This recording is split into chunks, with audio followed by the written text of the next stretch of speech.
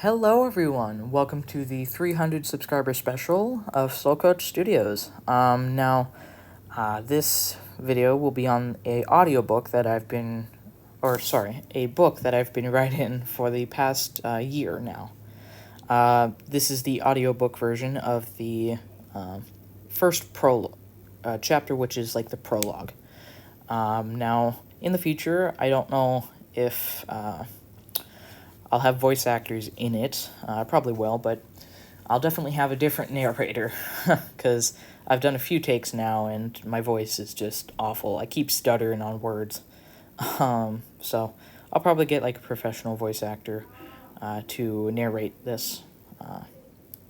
But anyway, so this is the unedited version as well, so it may sound a bit cringy and unfinished, but I'll edit it once I finish my book. Here we go. The Fellton Railway, Prologue. September 12th, 1912. Aubers Pass, 9:39 a.m. "Come on, Jason, we don't have time. The bridge won't hold," a voice shouted through the thunder and rain. "I'm not leaving Lady Brass. We can't lose another engine. Mr. Fellton will kill us," Jason shouted back. The rain pounded on the roof of the cab as Jason tried desperately to get her off the bridge. He emptied her sand blocks as her wheels spun at full speed, but the stone-filled trucks held her back. Smoke and ash poured out of her stack as her wheels sparked. "I don't care about her, or Mr. Fellton. I care about you. So get your ass over here," the voice shouted. At the end of the bridge stood a fireman. Her uniform was soaked with rain, the coal stains still visible. Her blonde hair was tossed around by the wind. She was able to walk across the bridge as the wind pushed her. "I have to uncouple the trucks. It's the only way." Jason leaned out of the cab. He slowly climbed across the little engine's tender as the bridge rocked side to side as the wind crashed into it. "Be careful," she shouted. Jason lay across the tender as he reached for the pin that held her in place. "Almost," he groaned. Finally, he pulled the train pin loose, and Lady Brass started to move. Her spinning wheels slowed as they caught the remaining sand. The woman cheered as Lady Brass slowly came towards her. Jason slowly climbed back into her cab, waving his hat in the air with a big smile on his face. "We're home free, old girl." He patted the side of the cab. Suddenly, a bolt of lightning struck the bridge, cracking it in two. The stone-filled trucks buckled as the track underneath them gave way, falling into the sea of fog below. Then, as Jason turned, another bolt struck the metal rim of his hat. His hand fell from the rail. He fell back from the cab and plunged into the fog below. "Jason!" she shrieked as she saw him fall. It seemed like everything had slowed down. The falling rain hid the sound of his body hitting the ground. Her head pounded with dizziness. Her hand shook with shock. Lady Brass rocked side to side with the bridge until she slowly came to a stop next to the woman, just making it off the bridge as it crumbled away. The woman fell to her knees, sobbing, as the rain slowed. The wind came to a stop as sunshine broke through the clouds. "I'm sorry for your loss." She quickly turned. A man in a tall black suit stood in the shadows. She picked up the shovel and stood, gripping it like a baseball bat. "Who are you? Come out! This is private rail," she said through tears. "No need for the shovel. I want to help." "You liked him, didn't you?" the man inquired. She was puzzled by the question. I loved him," she said, loosening her grip. "Then my offer will interest you." The man held out his hand. She hesitated. "What offer?" she asked. "One that will interest you?" he said again. That wasn't much of an answer, but she needed to get away from the valley that took the one thing she loved. Then, taking the man's hand, he led her into the shadows, where they both disappeared. He led her to an old rusted car. "Hop in," the man said, as he climbed into the driver's seat. "Ha! No chance. I'm going to get tetanus." She looked at him. "You will not get tetanus. But if you don't want to come, that's fine. You can go back to your engine." The man shut his door. She knew she couldn't go back with him, but she couldn't bear to see Lady Brass again. She decided that it was probably best to go with him. She went around to the passenger side door and slowly opened it as it creaked. As she sat, the man started the car. "Where are we going?" she asked as she wiped away her tears. "The meeting spot," the man replied. The old car drove past the points to the sheds, moving under the quarry sign. The car soon stopped at the slate mines.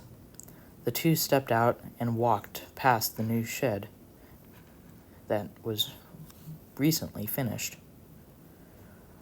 "Come into the incline." "We wait here," the man said as he pulled out a strange horn. He blew into it, but no sound came out. "What are you doing?" she asked. "Telling the others we're here." The man stared at the incline. Then, suddenly, the slate wagon started to move towards them. She was about to ask when he interrupted her.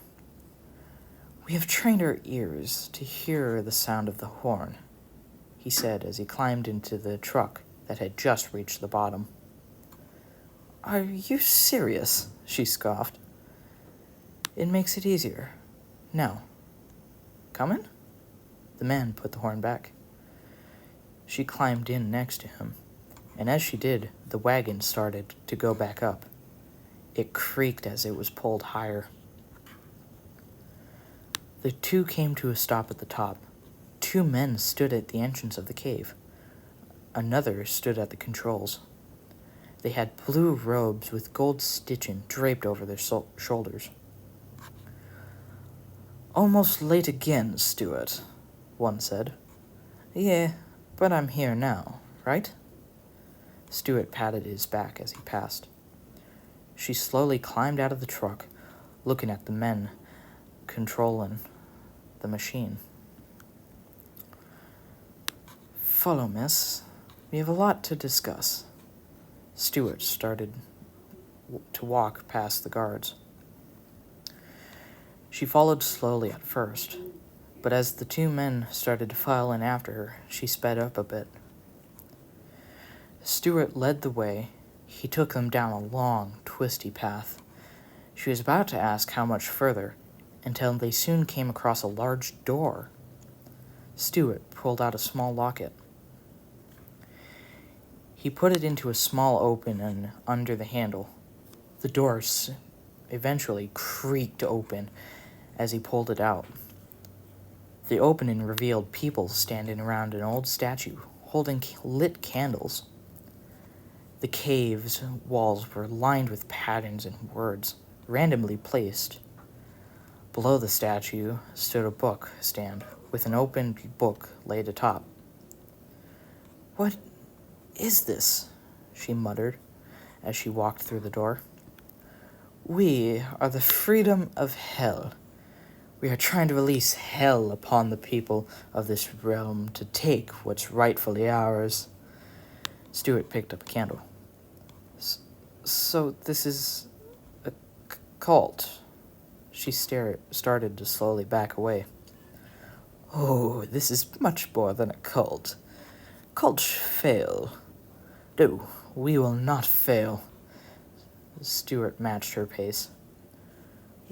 "Why have you brought me here?" Her voice trembled. "You want to see Jason again, right? Well, if you join us, we can bring him back." Stuart had cornered her. We have we want you to join us. The others have been watching you. You are very efficient, resourceful, logical, and you know your priorities. Even I saw it. You chose to protect yourself, even after such a huge change in your life. The only thing preventing you from joining was the feeling of complete loss. But now that you've lost Jason, you have no excuse for not joining us, he said in a cheerful tone. I will not be a part of a cult. She eyed the exit of the cave. Oh, but we need you. The fate of hell depends upon it. He brushed his hands against her cheek.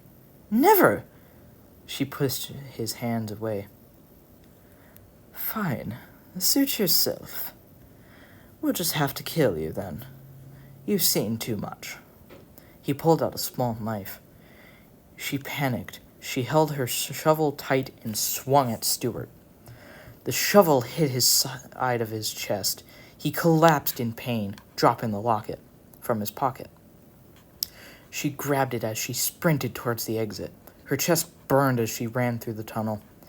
She could see the light as she ran. Give that back, you little bastard! Stuart had started to chase after her. She gasped for air as she burst out of the tunnel. She climbed into the truck and threw her shovel at the controls, knocking the lever down. The truck slowly made its way down to the bottom, and as it did, Stuart looked down angrily at her. We'll be back for you, he shouted. Who makes a shovel out of brass anyway? He said as he threw the shovel down the incline, almost hitting her. Once she got to the bottom, she bolted towards Opera's Pass.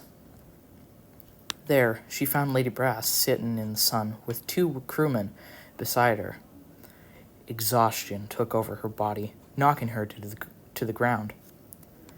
The crewmen quickly ran over to her, giving her one of their jackets. The two men picked her up by the shoulders as one shouted, We found her! They carried her over to a tree stump and set her down. Then an older man came running over. I was so worried. Are you hurt? The man hugged her.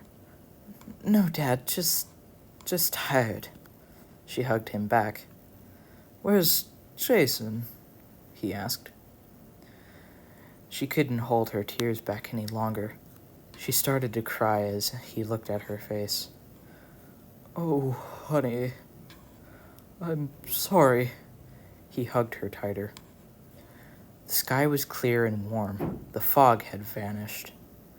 The wind seemed to moan through the valley as the workmen climbed down from the rails. The wrecked bridge at the bottom, revealing a still hand under the rubble. Well, that will be the prologue. I got a little hung up on some of the words, and that last sentence wasn't written. I thought I had fixed that. Oh, never mind, it was supposed to be like that. The wrecked bridge lay at the bottom. Anyway, I don't feel like taking any more takes, and I was able to get through the entire prologue that time. So yeah. I appreciate all of you listening, and I really appreciate 300 subscribers from all of you. It's honestly, I didn't think I'd get here so fast, and it just makes me happy to have the support of all of you. So yeah, like I said, I'll be making a full audiobook version of my book once it's completed and edited and all that, and who knows, I might sell copies of it on like a YouTube store or whatever. But yeah, I hope you enjoyed listening, and I'll see you in the next video. Goodbye.